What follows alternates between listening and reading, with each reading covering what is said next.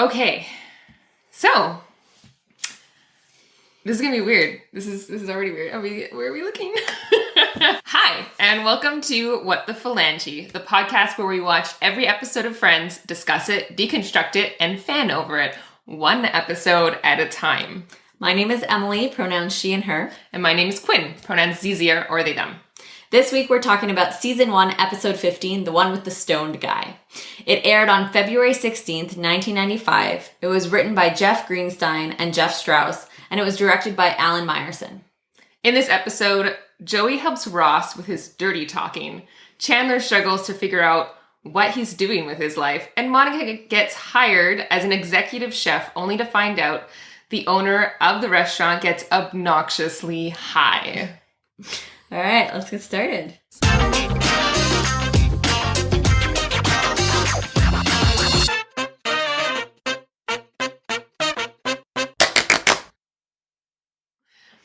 So, how did you feel about this episode? Overall, I feel like we've sort of started to get to know the characters a little bit more. I think that there's sort of a little bit of a demonstration on how they will shift jokes in this episode depending on who's the center of attention or who the storyline is following. Interesting. I also want to point out that Marcel is back. Ross gets Marcel as a pet monkey 5 episodes ago. We don't talk about him once from then until now. Yeah. And then now he showed up again. No, they talked about it in the second episode too. But yeah. Right, then what? Yeah, well, yeah. Now they'll consistently talk about him till the end of the season. Katie's the monkey actor. The actor who plays the monkey. Only actually is in 9 episodes overall. Oh, that's sad. Marcel. Oh, Katie. He's talked about forever. How about you? What are your initial thoughts of this episode? Yeah, I think I had my surface feelings about it. I was like, oh, this is a really funny, chill episode. And then of course, go into research mode and I start thinking a little bit deeper about a couple of different things.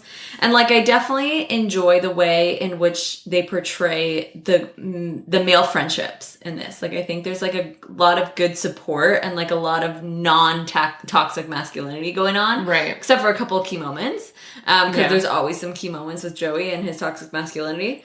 And then I really think that Chandler's struggle is very real and very relatable. And right, especially right now. But not even necessarily, I think that there's just for this, millennials and the pandemic, Yeah, there's just this really, anyway, we'll get into it when we get into it. But okay, first thing I want to talk about is choosing dreams versus choosing stability and money. I want to talk about the decriminalization of marijuana, and I want to talk about Joey's secure masculinity, and that's what I want to talk about today. Awesome. Okay, well, I talked about one that I already wanted to talk about, which was Katie. Okay. I also wanted to talk about drugs.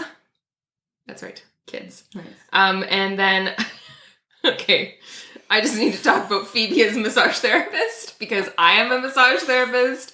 And this I've been holding it back a little bit, but now we're starting to see Phoebe in her job, and I just need to talk about it. That's fair. Totally fair. Okay, before we start though, I want to bring up something that I've been wanting to bring up since I messed up. The season 1, episode 12 episode. Okay, I was doing research about, they're at the beginning, they're humming that song. Yes. And they're do do do do do do do. No, that was the second song they sing. Right. The first one is, of course, now I can't remember what it is. Anyways, it doesn't matter. So we said it was the Odd Couple theme song, right? And it's a show from the 70s or 60s or 70s. Right. You initially said that they did not redo the show. Well, they redid the show. And I'm so silly because I actually have watched this show. I've watched it because it stars Matthew Perry, who plays Chandler. Right. So they did a reboot of this show, okay?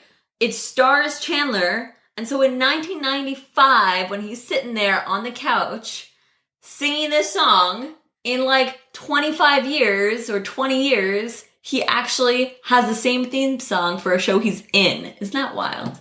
It's so meta. Very meta. So the universe foreshadowing. I wrote a note. I was like, how dare I forget this? So now. So along with correcting ourselves, let's add a few different little, this is what we're doing right now. So we have a campaign going right now on Instagram. So if you don't follow us on Instagram yet, go follow us on Instagram. We basically have a giveaway going. We have a few different prizes, but the main one that I really am in love with is that we designed a mug with our logo on it. And if you give us a written review on Apple Podcast and tag a friend on the contest post saying, I think you would love this podcast because, and you finish the sentence, you get an entry to win one of our prizes. Now, this is going on for how long, Emily? This is going on for 2 weeks. So it ends at 11:59 p.m. on Monday, October 12th. And that's what's known as the Thanksgiving holiday up in this side of the borders. The side of the borders. In the area of the world that people call Canada. So, cold open. Cold open. Go. Set the scene. Rachel accidentally puts the pencil in her cup instead of the cinnamon stick. Right. And I think that this is well done. Like they're deliberate. Like That's true. They've been showing from the beginning that Rachel's terrible at being a waitress. Absolutely horrible.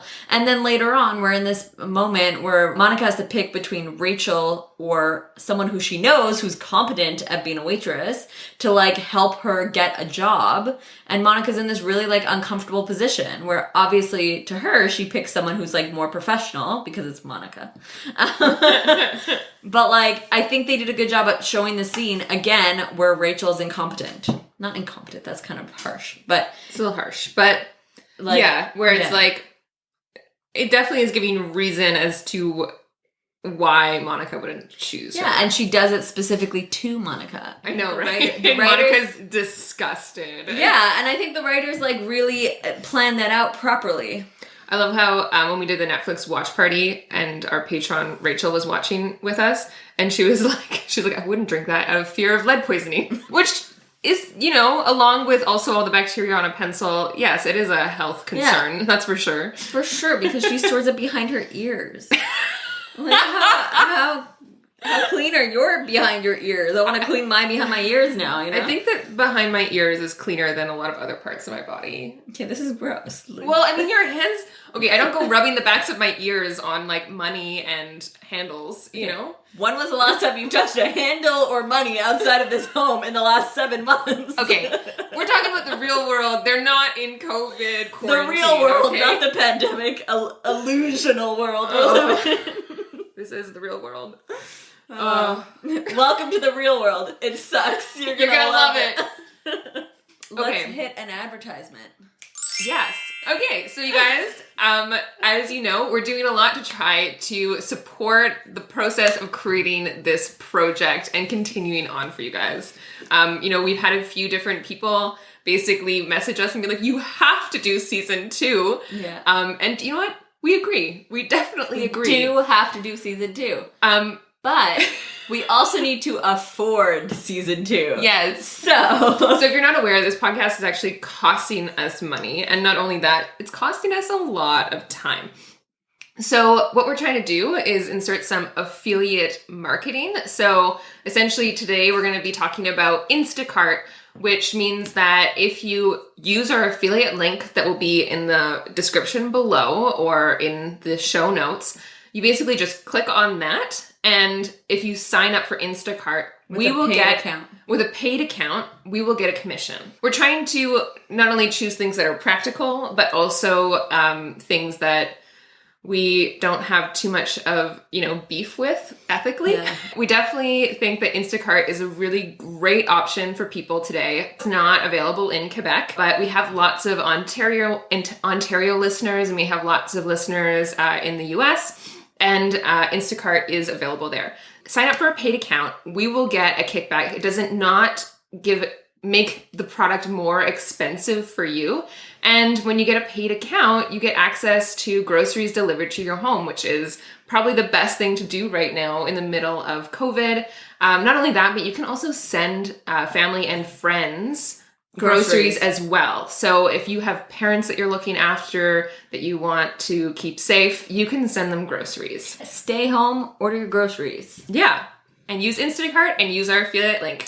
One last announcement. If you are listening to this as a podcast, be aware that now we are also on YouTube. And if you are watching us on YouTube, be aware that we are a podcast. Okay. We are not a morning show.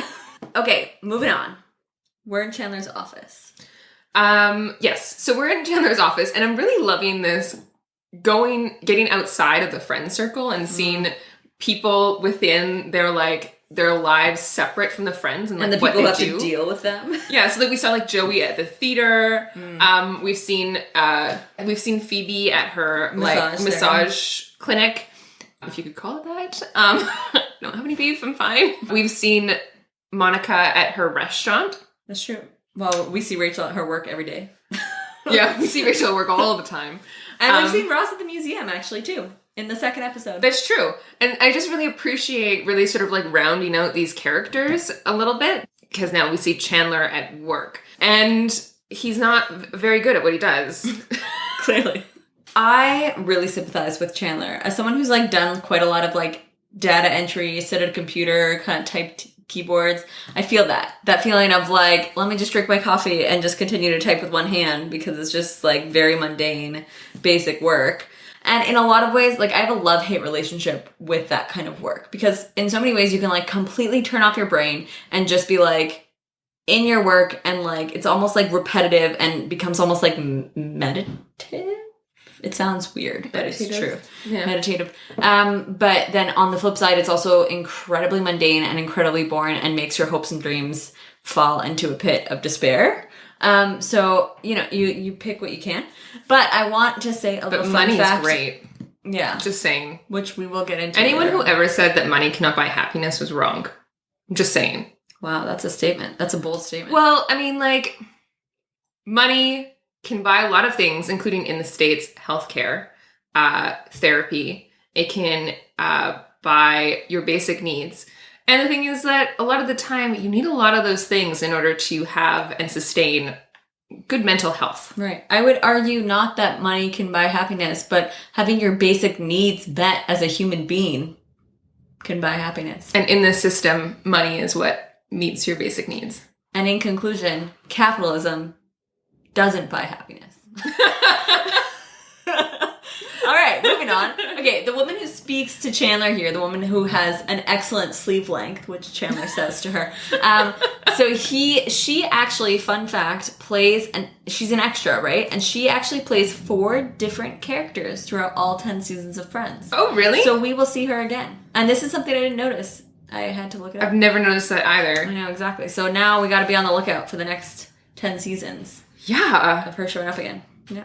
I also, so we switch over to the next scene, right, where he's coming in and he's made it. I think it's really cute how Phoebe is we're going to do this thing. Anyway. Mm-hmm. Phoebe is so Phoebe in this episode, and I really, really love her. Yeah. She does such a good job at she's very much a side character in this, and she does such a good job at that side character, She just really stands out. What I wrote down as my notes is that it's just too freaking typical that this white cis straight guy who literally is causing more of a nuisance in the office and is literally not trying at all, somehow gets this giant promotion and given more power just handed to him, when there's probably a lot more people in the office working a lot harder and care a lot more than he does. Okay. In a lot of ways, I agree with you. Okay. But I'm going to put a counterpoint in that the next thing, he's saying he was offered this promotion, and then he was but I quit because it was supposed to be a temp job. And then Monica's yeah, but you've been there for 5 years, which is basically implying that he hasn't gotten a promotion in 5 years. So I don't know if you could say that he doesn't deserve a promotion. I don't know. I have mixed feelings about it, because 5 years is a long fucking time to work at a job without a promotion. He sent out prank newsletters. Yeah. Look. I have a sense of humor, but I have a feeling that office does not have a sense of humor. Okay. How is he anyway. Okay, totally. We don't know what his job performance is. We know that he is pretty shitty at best, but we also know that he's been working there for 5 years. And personally, I think that if someone's been working in a job for 5 years, they deserve to make a decent wage. No, I don't disagree with that. But I think that he has been making a decent wage. Anyway, whatever. We could debate this into the ground. Okay. What do you think, guys? Do you Did think Chandler deserves a... Anyway, I do think he deserves it, but I just think that it's very typical that, Yeah. you know, whatever. Anyway, moving on. Okay. The Weenus. So, what is a Weenus? Well, it's a weekly... Estimated net usage statistics. Right. And let's bring our attention to the slang word for the loose skin on your elbow. I don't know if you guys were ever like kids and like people were like, this is your weenus, like I'm holding on to the flesh of my elbow right now if this is creeping anyone out. I was told that this is a scientific thing, and I can assure you with all my anatomy classes, it is not. Interesting. It's so funny that you say that because I also teach teen yoga, right? And I was talking about something and I forget what I was saying. It was a word that started with W. And then I was like, do you guys know what that word is? And then they were like, no, but we know what a weenus is. I was like, and the class breaks down. Weenus sounds like penis. Good one, Quinn. They didn't realize. All right, so Monica's preparing, I guess, for this like meal that she's going to make, right? Is that the idea? Yes. Chandler's trying to figure out what the heck he's going to do with his life because he's going to go take a career aptitude test. Also, I really like in this scene when he comes in, he's like, can you see my nipples through my shirt? Yeah. And later on, we're going to learn some more information about his nipples. So I just think it's kind of funny. That's true. That he like comes in self-conscious about his nipples. But aren't you normally when you wear like a white button-up shirt like that, don't people usually wear like a white tank top underneath or like a white... Yeah, we know what the word is. What's the like... The derogatory, like really effed up term? No, I know that term, but... That's right, I said effed up, trying to watch my swearing. Do we want this to not be explicit content? Well, now that we're on YouTube, if we ever get to a point of getting enough subscribers and being monetized, we can't swear. We can't swear? Oh yeah. God, that's gonna be life-changing. I know. Whew, that's fucked up. Emily, what did I just say?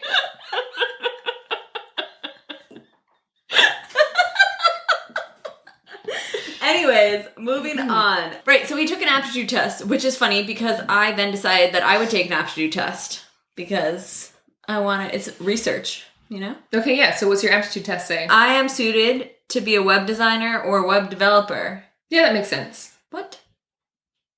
Sorry. I don't know. You're also a very excellent yoga instructor. Thank you. Whatever. I get it. Basically, then Chandler gets a phone call. If we're following just like the Chandler plotline, Chandler gets a phone call from his work saying that they're going to offer him more and more money, continuously more money, plus a year-end bonus, plus a whole bunch of other shit. This is a great scene because there's just so much like emotional support from the guys. Yeah. As he's like on the phone call and they're there like, what about your dream, man? Your dream. Yeah, it's so cute. They really want him to like follow his dream and they're like trying to urge him, like, you know, like that tough love that you need from friends. Yeah, keep it in line with like what it is that you want. Cause it's like, it's so interesting. Like friends are just such useful tools in our lives. To remind us what we want when we've lost clarity. Yeah, you know, like when there's other things presented in front of us that like having them be like, no, that's not what you said that you wanted. Like remember why you made certain decisions, you know? Yeah. And I think this is a great example of that. It's so cute. Yeah, and then he decides to take it, which I understand. Like you live in New York City, okay? You don't really know what you want to do with your life. You got bills to pay, rent is only going to get higher. Things are only going to get more expensive, and you're presented with like this really awesome promotion with like, which sounds like a lot of money. Like, honestly, I voted that I would take it. Yeah. But our listeners... Oh, yeah. Tell us. So we had a 50-50 split between... Oh, wow. Yeah, really? If you were Chandler, would you have quit and followed your dreams or taken the promotion? And we had a direct 50-50 split. Wow, that's so interesting. What would you have done? Would you have taken the promotion? Yeah, I'm kind of with you on this side where I think especially what I'm feeling right now in my life is just like the need of something stability, like some sort of stability. And if it's something that he's been willing to do for the past 5 years, and he has never expressed being particularly miserable doing it. And I think that's what really matters here, is that like he's sort of indifferent to it. Like he wants to be doing something really cool with his life, but it's more for like his sense of like how he appears to the world. Yes, I agree with you. And I also feel as though like because he doesn't know what he wants to do yet, like taking this promotion doesn't mean just like completely ending following his dreams ever in the future. Like he's only in his mid-20s, you know, like, and you know, he also has to think of the fact that he has a Joey to support. He's a Joey to support. Okay, so then we see Chandler's cube, not a cubicle, as Phoebe puts it. That's such a great, again, play on words, which is F.r.i.e.n.d.s strong point in their writing. For sure. And then they call in Helen. Helen, would you come in here for a moment? Helen. And I would like to say, as someone who has been a Helen, as someone who has spent the last 10 years of my life doing part-time administrative assistant work and being like a secretary / receptionist, that sucks. Don't call me in just to parade me in front of your friends. Oh, I've also had that happen at my work as a bartender. Oh, life is rough when you're a woman. And he's going to abuse his power in this role in very unforgivable ways. And this is just like a little preview into it. Again, feel like this is like another thing. Like, should he have gotten this promotion? We don't know. Well, like, I don't. Anyway, whatever. We'll talk about this more next episode. Okay, so let's go into the storyline around Joey and Ross. Okay, cool. Ross has a date with a bug lady. I love you, Ross. Yeah, so, okay, if you watch this episode, bonus points if you recognize who Celia is. Celia is Jan from The Office. So if you don't watch The Office, sorry, this is very boring to you. But if you do watch The Office, Jan she's such a character in The Office. So Celia, who wants Ross to dirty talk her, is Jan. Yeah, which is hilarious because also you just can tell that Celia is Jan, like the character. In my notes, I literally cannot, like, well, first of all, I didn't quite remember that her name was Celia, and so I just kept being like, and Jan is this and that. So from now on, I'm just referring to her as Jan. Yeah, that's so funny. I continue to refer to her as Jan in my notes. And it's funny because I've never actually noticed this before, but then as soon as you pointed it out, I was just like, oh my God. And I just like can't see anything but Jan now. It's just Jan. Yeah. She does a great job at that role. Yeah, she does. Ross doesn't know how to dirty talk. His only sexy word he knows is the word vulva, which is questionable at best. And so he gets Joey's help Joey volunteers his help to Ross to help him with dirty talk, which, like, I think that in this episode, I would say that there's no really, like, best lines. There's just, like, really good paragraphs, like, just really good, like, plot, story, funny things going on. Like, this entire scene, Joey's trying to get Ross to talk dirty, and he's, like, their backs are to Chandler's room, and then Chandler walks out. Like, this whole scene is so well scripted. I think it's hilarious. What I actually wrote down in my notes is that the way that they hold the tension in this scene is so perfect. Because I find it's one of those scenes when it starts to happen, if you know what happens, you can't help but just sort of, like, say the line that's coming because it's hilarious. But they do such a good job. Like, no, they sit back and they wait and they let it, like, you marinate in the situation that's happening. I also think it's one of those situations where, like, between Ross and Joey, like, we're all laughing at Ross for being like, just do it. But I think it's, like, one of those things that if you see someone doing it, you're like, it's not that big of a deal. But then if you try to do it yourself, you're like, this is really awkward and I don't want to do this. Like with Joey, you mean? Yeah, like... Yeah, I agree. I actually don't... I'm not laughing at Ross for not wanting to do it. Like, I don't think that's like a... Like, part... Of course, there's always going to be a toxic masculinity part to it. But mostly, I just feel like it's like a really awkward thing to like practice dirty talking on someone who's like your platonic friend. You know? Like, and of course, there's like the added layer to like the haha, they're gay. Because that's always like the joke between the boys whenever they express any form of like... non-manly manness. When Ross is like, turn around, I don't want you to look at me while I do this. Like that feels like something I would do. Like, I'd be like, okay, if we are gonna do this, I don't want you looking in my eyes. This is too awkward. I also really love... Oh wow, that's a lot of rain. I really love Joey in this scenario and in this storyline, and just how he's really like inserting himself to be like emotional support for his friend. Mm-hmm. Mind you, like, it's just such an interesting situation with Joey, right? Because he's so set in being secure around his like masculinity, and if you can't see me, I'm using air quotes here.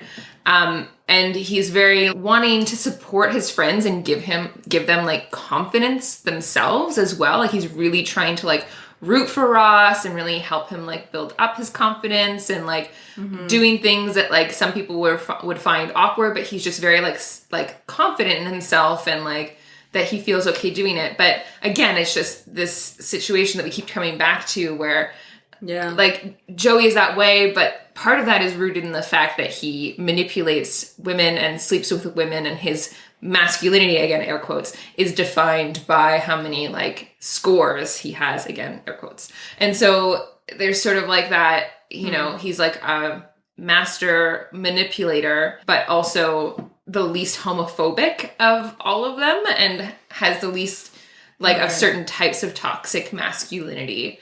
Yeah, I think the way that different men are raised with different levels of comfort around what it means to be like a man and what it means to be friendly or close with your man friends. Like, I know tons of men who feel really uncomfortable hugging other men. Mm-hmm. And then I see tons of other men who like are relatively homophobic but have no problem hugging men. You know what I mean? It's like different, like there's different levels of comfort around what it means to like display affection as a man. And I think that it's not across the board. Like, you'll see some things that are like stereotypical homophobic things, but it's just like there's such this like cross between homophobic and sexist, like this, and they kind of layer in this very interesting way where it's like men don't want to be seen as gay, but worse than being seen as gay, they don't want to be seen as women. So it's like this, it's just a loaded fun pack of shit. When I first saw this and like Chandler kind of sees them being like, you know, like dirty talking to each other or whatever, my first thought was like, oh, Chandler, like, you know, like, of course, like the men are like gay, you know, like this kind of like joke about that. But honestly, I think that it would be funny to walk in on anyone doing this, you know? Oh yeah, like sure. It would just be like so hilarious to see any two friends who are like clearly platonic friends, like practicing dirty talk, and like you just walk in on this one moment and you're just like, guys, what are you doing? Especially Chandler, that just like feeds off of being like sarcastic and making fun of people in sort of like vulnerable situations. He walked in on basically like, you know, Dragon's Gold of this situation where it's like he knows how uncomfortable Ross would be, and the way they film it too is so perfect. Mm-hmm. You know, the way he like walks out of his room and then you see him like between them, and anyway. Yeah, totally. Do you have anything else to say about this particular plot line? I really just wanted to say that Jan's outfit was on point. Oh, well, yeah, that's true. Yeah. And also Joey's outfit in this scene where he has like this shirt and then he has like a red shirt on top, like opened. Yeah. I really, really, really love this outfit. Yeah, that's striped shirt. We didn't put this as an option for best outfit. I'm very disappointed. I think this should win best outfit. Wow. That's a bold either him or Jan. Jan is like, has that like 90s like piratey look that was really in. Do you remember that? She did not win. She was one of the lowest scoring ones. Oh, really? Oh my God. It's so funny because like that look is probably like when I was, you know, 13 or something, that's probably like the look that I wish I could pull off. Wow. The black vest though. The vest, I've just never been into vests. Vests are just not my vibe. I've always loved vests. So good. Vests are great, guys. Go get yourself a gift. I'm kidding. Yep. Well, you are. Such a stereotype. Okay, so the person who won best outfit is actually Rachel, who is wearing that like strappy black short dress that has like, that's the straps, and then she's wearing the long sleeve underneath it, which we talked about how this is like such a style. Yeah, the spaghetti straps with like long sleeves or like shorts, basically any shirt underneath. Yeah, so she won. And then also Chandler's blazer from the scene when he comes into the coffee house won second best outfit. It's top notch. Yeah, looking sharp. Then we get to the end. Basically, we find out that Ross did very well in his storyline around dirty talking, and he's gotten really good at dirty talking, etc., etc. And he says, "I was the James Michener of dirty talk." Emily, who is James Michener? Okay. So James Michener is an American writer who's released more than 40 books. Thank you, interweb. Most of them are fictional and lengthy family sagas. So he's known for his research behind his books. Family sagas? Yeah, like about like families, whatever.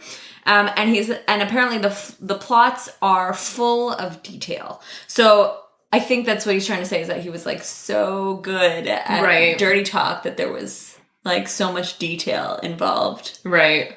It was cute. I like Ross's sweater in this scene, in that last scene. And he goes around. Okay, this is something it wasn't too big on him. Is really what like.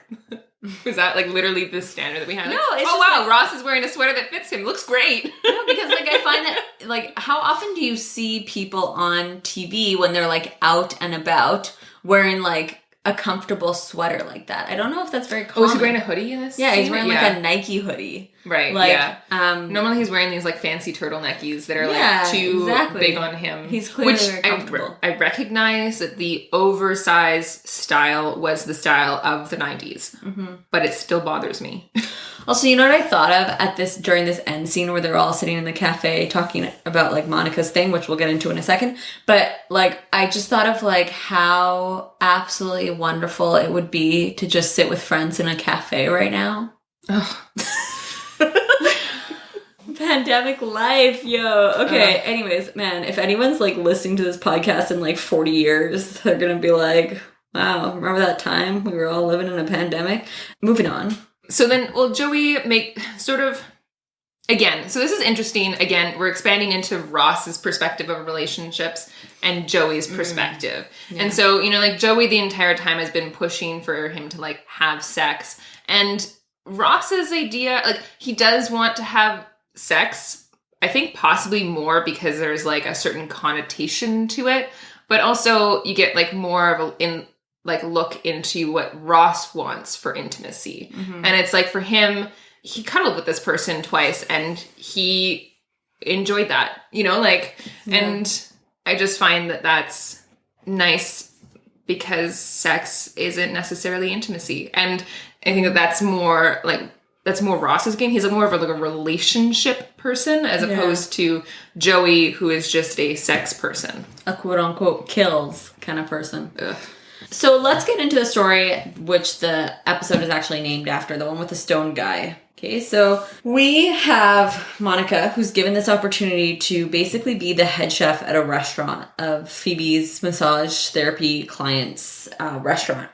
The massage therapy client, Steve, is played by Jon Lovitz, who is, once he comes onto the screen, everyone cheers for him because he's like an iconic comedy actor.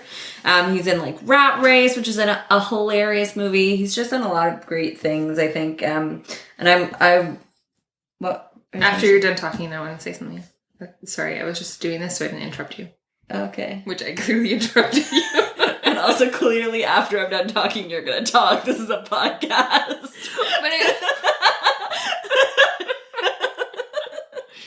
Okay. Anyways, I wrote something down in my notes, which I see that you have in your notes, so I'm going to let you say it. Go. Anywho, so what I think is very cute is the fact that Lisa Kudrow and Jon Lovitz actually are connected before the show. So they actually apparently go way back. Kudrow's brother was really good childhood friends with Jon Lovitz. And so apparently it was Lovitz's encouragement of Kudrow's like going after a comedic career that she actually did pursue it. Did not know that. But I just think it's cute because it's like they're connected. He like Lisa Kudrow wouldn't be on Friends if it wasn't for basically like him supporting her. I mean, let's not give him all the credit, but like But I just think it's cute. And then now they're on screen together. It's just that is cute. Makes my heart glow. So the thing that I was actually going to say that I thought you were going to say, which is that, so John Lovett's actually in this entire scene where he's high he actually improvised a lot of his lines apparently, which is really funny. Which I could totally see that because he's a great comedian and yeah. Okay, but let's first go in, before we get into that whole part, so let's settle the debate around whether or not Monica should have asked Wendy or Rachel to waitress. So our audience, 33% of them said that they should have picked, Monica should have picked Wendy, 67% said Monica should have picked Rachel. What do you feel? I feel like if this was between you and I, that you would have picked Wendy instead of me, and I would have picked you instead of Wendy. Are we going back to the $10,000 thing? Okay, Quinn yesterday asked me what I would do if I won $60 million in the lottery, and I joked... 60 million. Okay, 60 million, and I joked that I would only give Quinn $10,000, and then we proceeded to get into a very real argument, because Quinn was very upset that I would only give Zir $10,000, which is ridiculous because it's a hypothetical question, and obviously I would get... Okay, we're not getting into that now, but... It wasn't a joke, guys. Everything was serious. Okay. Moving on. And I was insulted because I said that I would give Emily millions of dollars. Okay. Whatever. All right, we've been living in the same house for too long. Okay, for the record, yes, I would have picked Wendy over you. I know you would. That's why I said it. What kind of waitressing experience do you have? Waitering experience do you have? I've worked in you restaurants. were a waiter? So, F you. Okay. See? Well, again, Emily would choose Wendy instead of me. Okay, I actually don't know if I would choose Wendy instead of you. I just wanted to bother you.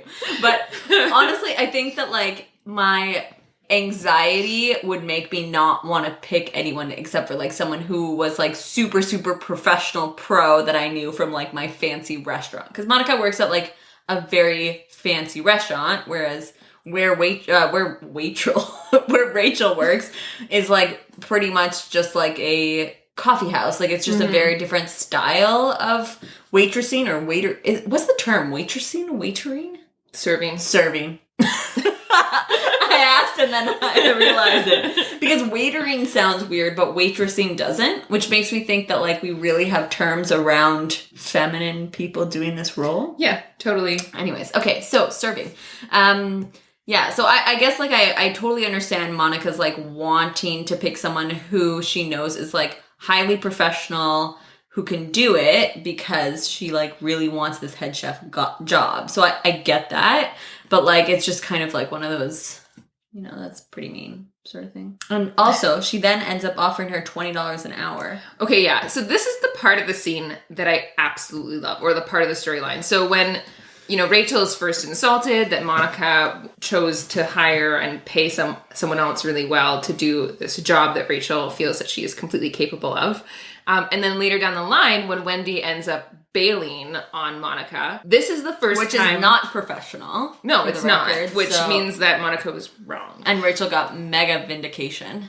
Yes, totally. But this is, like, such an interesting point because this is one of the first times that we see an aspect of Rachel that I respect and love, and I think makes her one of the best female role models on the show. And this is when she does not believe that she owes anyone anything when they have been, like, when they have done something for her. And that she instead comes up from a point of, like, I deserve your respect, and I'm allowed to either be angry at you for whatever, no matter how nice you have been to me in the past. Yeah, it is pretty manipulative of Monica to, like, use the fact that she supported her, like, 6 or 7 months ago into, like, and then now use that against her to, like, manipulate her into helping her. Like, right. It's, yeah, that's pretty...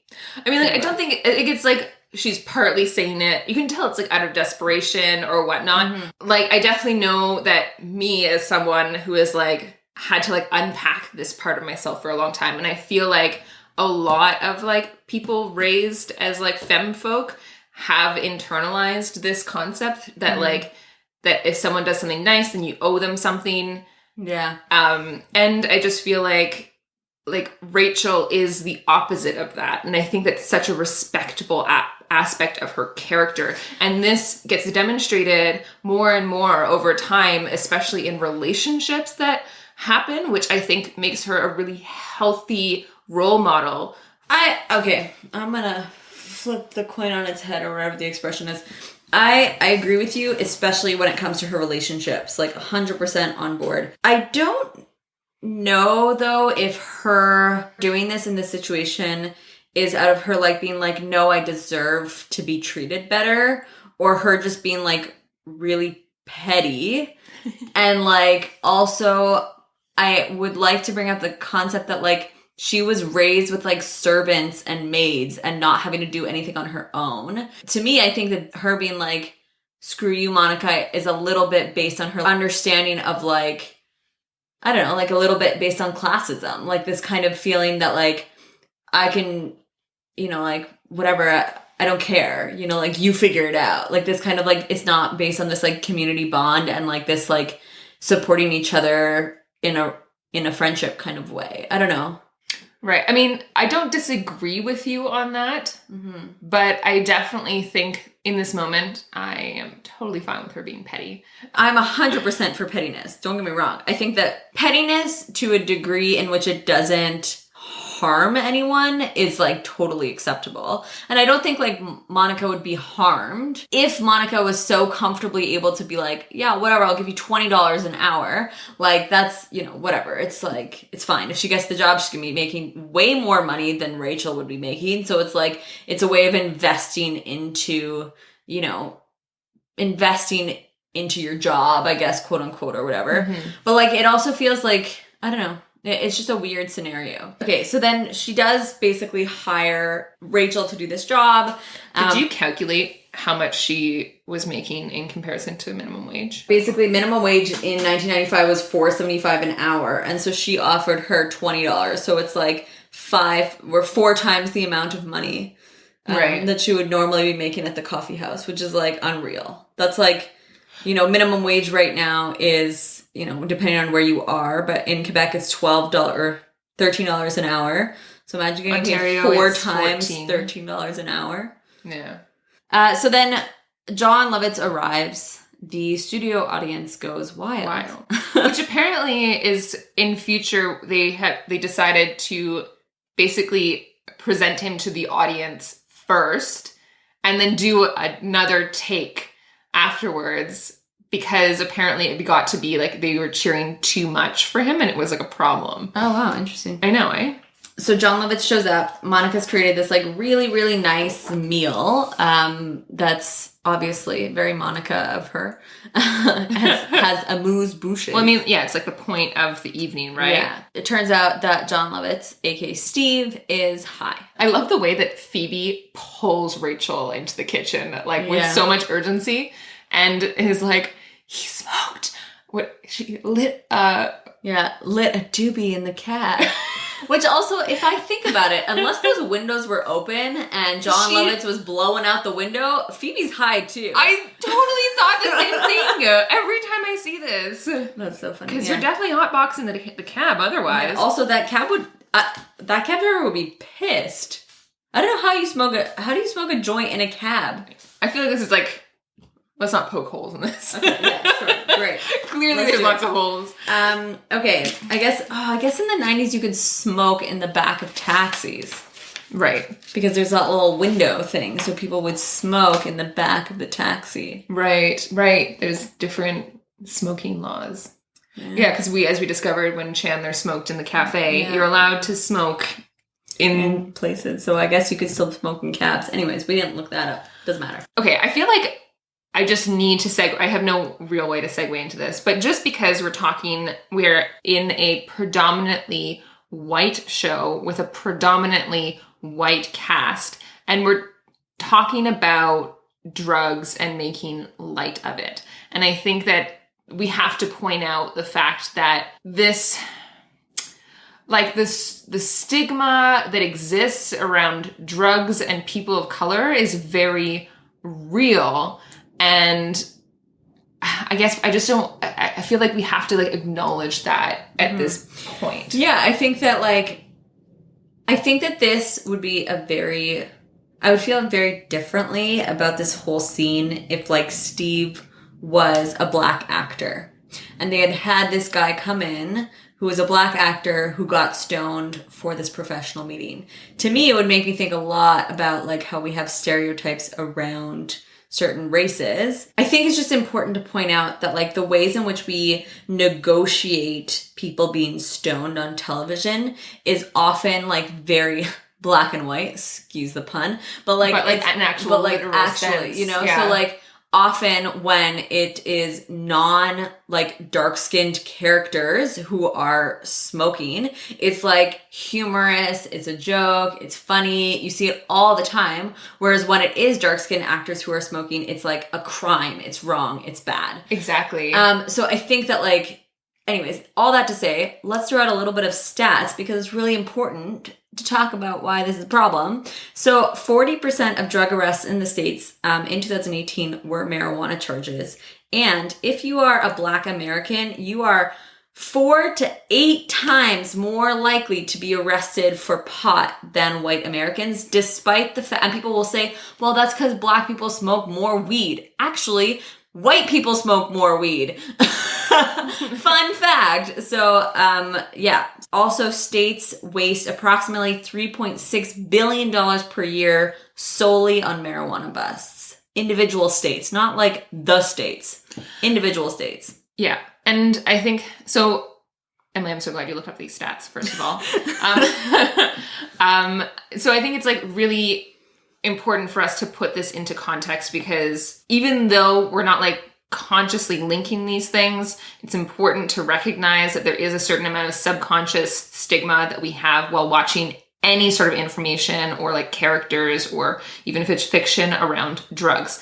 And I think that it is especially a needed topic to talk about because the war on drugs in the US was, or it still is a big thing, but also was a really big thing at the time. Mm-hmm. And I think that, so I want to recommend the documentary, The House I Live In, which is a 2012 documentary. And pieces of information like from the documentary, The House I Live In, is also in the documentary 13th, which we talked about in an earlier episode. But essentially, it just talks about how the war on drugs was not actually about drugs, but essentially a whole ploy of propaganda that was meant to target Black people specifically and Latino folks as well, essentially to incarcerate. And then in tandem, if you watch 13th, you'll understand that that essentially leads to modern day slavery. And so I think that is important to understand when we see any sort of drugs portrayed to us in any context in media, especially if it's just like for fun, or we're talking about like, you know, Black folks that are criminals doing drugs, you know, like we have to recognize like what is the greater context and recognize that people of color are not doing drugs at a higher rate than white people.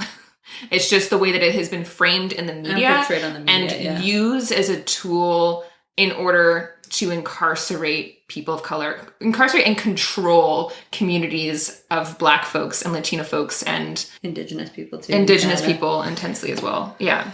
I will say that I think that 13th is like definitely you watch this documentary even more so. It's more relevant to now because it's more recently let out. It gives a little bit more of a fuller picture of what's happening in the States around this 13th Amendment that has caused essentially modern day slavery. And The House I Live In is really goes more into detail into certain aspects of what they talk about in 13th.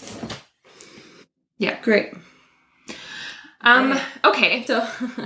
So even though we talked about all these things and the seriousness about this scene is really hilarious. This is, I think everyone does such a good job in this scene. Yeah. Like that moment where Rachel's like, he's high, like he smoked, and she's like imitating smoking a joint. And then Monica's like, no. And then he's like, ooh, taco shell. She's like, see? Like she like puts her hand out and she's like, see? Clearly. Oh my god, So it's good. so good. And But I do have to say, I don't think I've ever been this kind of high where you're like completely like he doesn't seem high off weed. Like he seems like he's like on a whole different planet. Like I don't know. It really is. No, and okay, so that's like another half of kind of what I wanted to bring up in this is that like it's just such a stereotype of weed. Like I do think that the scene is beautifully executed. But there's just like I also want to say that lots of people are high all the time and you can never tell. Yeah. You know, like, so this character, Steve, does actually show up later on in other seasons, and I think in season 9. And it's like very clear that he is a train wreck of a person. And so it's just sort of like, yeah, I guess it makes sense that this character would not just like get high, but like get totaled, where you are literally barely human anymore. Yeah. Also, the whole scenario with the gummy bears and the soup and then him throwing I the feel sugar so rose. bad for Monica. Like, what are you doing just standing there? Call 911. Here, guys, hold on to a sugar rose. It's so good. It's like a lifeboat. Yeah, it's very clever. Very well done. Okay, there's this one aspect of the scene where Monica says, but we'll have tartlets in, 4.5 minutes. And the scene doesn't take 4.5 minutes, but then at the end of it, a little ding goes off and the tartlets are ready. Which normally is like this pet peeve that I have in shows when they don't actually follow the timeline that they say that they're following. But I will say that this is like a scene where I think it's perfectly crafted enough that it doesn't matter. Does it bother you still? It bothers me. Oh, interesting. Yeah, because she was like, they'll be ready in 9 minutes. And then she's like, you couldn't wait 4.5 minutes. And it was like, not... Right. It couldn't have gone from 9 minutes to 4.5 minutes to 0 in 30 minutes. seconds. In like... That's not how time works. In a 4-minute scene. And it's not like there's anything cut to indicate that it's been any shorter amount of time. They just did not know her timer maybe. I kind of wonder if there was an original plan to cut. Anyway, so the scene switches over and we're in the cafe at this point. Mm-hmm. And Monica's lying down in her brother's arms as he's trying to comfort her. And in the DVD, it has an elongated version of the scene. And you find out what actually happens to Steve. Yeah. Emily, do you want to? They had to leave him in the emergency room because he tried to eat a magnet. Which is so good. So if you don't have access to the DVD, go to your local library, pick it up, and it's a pretty funny little scene. Your local library. But also, I think that it's interesting because there's also a line from Rachel here, which ties back into the whole Rachel-Monica thing, where Rachel goes, so am I going to get paid for the full 3 hours? And then she's like, never mind, we'll talk about it later. But it's an awkward thing when you tell someone you're going to pay them for their time and they're your friend. And then there's this weird power dynamic between the money things because Monica definitely makes more money than Rachel. And so it's just there's just this whole weird thing. But I just love how Rachel's just so straightforward about it. You know, yeah, that's true. Not a very tactful time to bring it up, but tactful, no. But I think it's funny. Yeah. And this is a part of Rachel that I love. If you tell someone you're going to pay them for your time, you got to pay them for their time. Exactly. But also, if you're a friend and just witness your friend go through that, you can also be, a little bit more chill about it. So then we end up with two different kind of endings. We have where they're deciding to go out to a movie and then they're waiting on Chandler, who is back at the office yelling at someone because he doesn't like the Weenus. Yeah. The weekly I'm looking at estimated, the Weenus. I'm looking at the Weenus. And I'm not happy. Which I just think is the way that it ends for him is just hilarious. But then the very ending, which is where my beef comes in, is we get a nice little scene into Phoebe. And you guys, moving forward, I'm just going to start being a little bit more transparent with how I feel about Phoebe and her massage therapy. And I don't really mean to come across as a pretentious asshole, but you don't massage with sleeves. It just... First of all, it's unsanitary. Second of all, you would ruin your clothing because of the massage oil. And third of all, it doesn't make sense. It wouldn't feel good. It wouldn't feel good if someone was rubbing me with their cotton cloth sleeves. Yeah. You wear short sleeves, massage, you use everything from your fingertips all the way up to your elbow. So you wear short sleeves. Anyway, it just really bothers me. Phoebe is a horrible massage therapist. And You know, she gives all massage therapy a bad name. Wow, that's a big line. She's really bad at her job. Don't ever think that a massage is what Phoebe does. Period. All right. Okay. Anyways. I'm done. If you want a good massage, head over to Quinn's YouTube channel.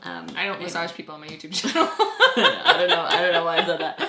All right. So I think that's it for today. Again, don't forget, go over to our Apple podcast. You can just type in the name of What the Phalange. You leave us a written review, and then you go over to our Instagram, and each friend that you comment will be an entry in to win one of 3 prizes. Ba-ba-ba. So head over to our Instagram if you want all the details about that, or send us a DM on Instagram. Don't forget to hit subscribe down below if you're watching on our YouTube. And don't forget, if you want a season 2, we need you. We need you.